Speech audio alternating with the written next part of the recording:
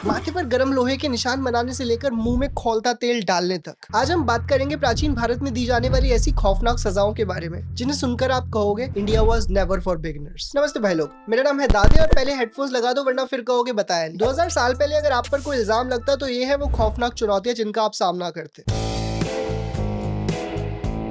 खुद को बेगुनाह साबित करने के लिए फिंगरप्रिंट्स या डीएनए सैंपल जैसे एविडेंस की जगह उस जमाने के कोर्ट्स अग्नि परीक्षा में पास होने के लिए कहते थे, जैसे रामायण में सीता जी ने दी थी। ठीक वैसे ही मुजरिमों को गर्म लोहे को चाटने या पकड़ने के लिए कहा जाता। उनका लॉजिक था कि अगर बेगुनाह है तो कुछ नहीं होगा और दोषी है तो जल जाएगा। सिर्फ यही नहीं, उबलते पानी में से सिक्का निकालना, जहर पिलाना या नदी में फेंक देना। अगर किसी तरह मुलजिम इसमें बच जाता तो बाइज्जत बरी कर देते। मगर तैर कर बचने के अलावा मुझे तो नहीं लगता और किसी टेस्ट में पास होना मुमकिन था। मान लो आप स्मार्ट हो और अग्नि परीक्षा देने की जगह आपने जुर्म कबूल कर लिया, तो सबसे पहले इनाम में मिलता था ये।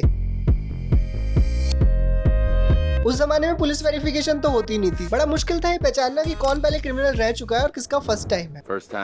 इसका सॉल्यूशन उन्होंने निकाला कि अगर आदमी के ऊपर ही परमानेंट निशान बना दे तो आसानी हो जाएगी पहचान करने में। मनुस्मृति के हिसाब से बड़े आदमी की बीवी के साथ सोने के जुर्म में सजा के अलावा माथे पर गर्म लोहे से इस फूल की तस्वीर बना देनी चाहिए। इसी तरह शराब पीने वाले पर ठेके की, चोरी करने वाले पर कुत्ते का पाँव और सिर कटे आदमी का शरीर बना दो मर्डर करने वाले के माथे के ऊपर। देखा जाए तो ये परमानेंट निशान इतने बुरे भी नहीं। आजकल तो लोग पैसे देकर इससे ज्यादा खराब टैटूज बनवाते हैं। पर दिक्कत ये थी कि ऐसे फोरहेड पर टैटू वाले आदमी के साथ किसी को खाना पीना, शादी करना, वेद पढ़ना या किसी कर्म कांड में हिस्सा लेना अलाउड नहीं था। उसके सगे संबंधी, यहाँ तक कि माँ बाप भी रिश्ता तोड़ लेते और किसी को उसकी मदद करने की इजाजत नहीं थी। आजकल तो आप पर केस होने पर सिर्फ सरकारी नौकरी नहीं मिलती, तब तो नौकरी, छोकरी और खाने की टोकरी तक सब कुछ छिन जाता था। इस ब्रांडिंग से बचने का सिर्फ एक ही तरीका था,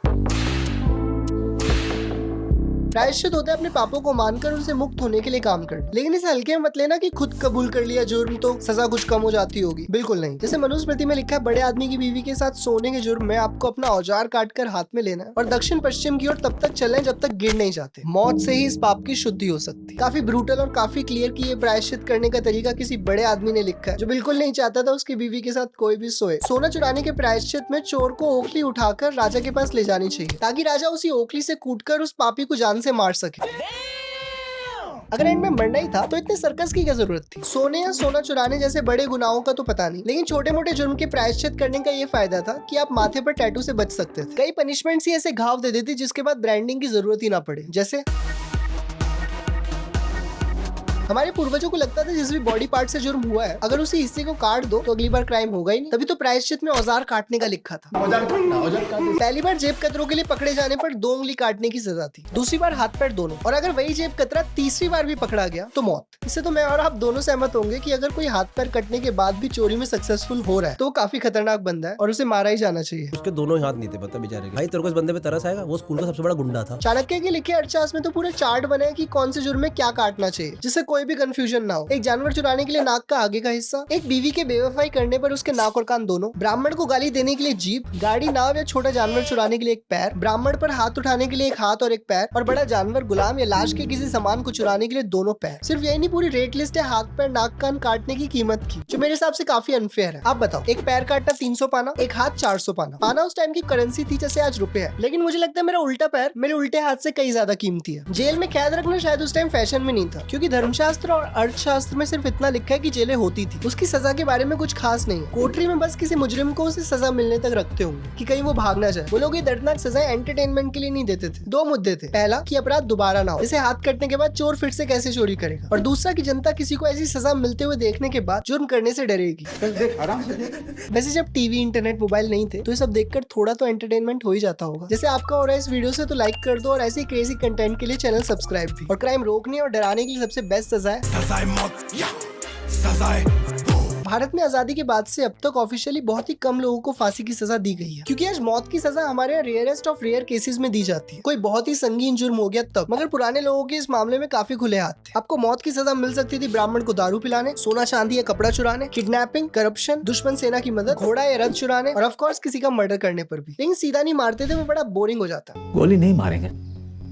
पहले कोई अंग काटा जाता, फिर जान ली जाती। इसे कहते हैं चित्रवत यानी रंगीन मौत। संस्कृत में सब कुछ ही कितना कूल सुनाई देता है ना। जैसे मक्खी को कहते हैं मक्षिका। वाह, मैं अपनी एक्स को भी मक्षिका कहकर बुलाता था। उसे लगता है कि ये कोई स्वर्ग की अप्सरा का नाम है। जब उसे मतलब पता चला तो उसने ब्रेकअप। खैर, हम बात कर रहे थे चित्रवत की यानी रंगीन एग्जीक्यूशन, जो काफी ग्राफिक और काफी वायलेंट होता। इस सजा के हकदार थे वो मुजरिम जिन्होंने जुर्म से बढ़कर पाप भी किए हो। जैसे अगर कोई चोर किसी के घर की दीवार तोड़कर घुसता तो इसे बड़ा गुनाह माना जाता नॉर्मल डकैती से। इसकी सजा में पहले हाथ काटते, फिर जिंदा सीख कबाब की तरह मरने के लिए लटका दिया जाता। कई बार मारने का तरीका इतना ब्रूटल होता था कि साथ में किसी और सजा की जरूरत ना पड़ती, जैसे उबलते तेल में जिंदा फ्राई कर दे या खौलता तेल पिलाना भी एक टॉर्चर का तरीका लिखा है अर्थशास्त्र में। जानवरों का इस्तेमाल भी होता था, जैसे भूखे कुत्तों को खिला देना। हाथियों को पालते थे स्पेशली कुचलकर मारने के लिए। हाथी भी चैंपियन थे जो एक बार में सर कुचलकर जनता का मनोरंजन खराब नहीं करता था। बकायदा पैर से शुरू करके सिर तक धीरे धीरे एक एक हड्डी तोड़कर जान लेते। इन सब सजाओं से बचने के सिर्फ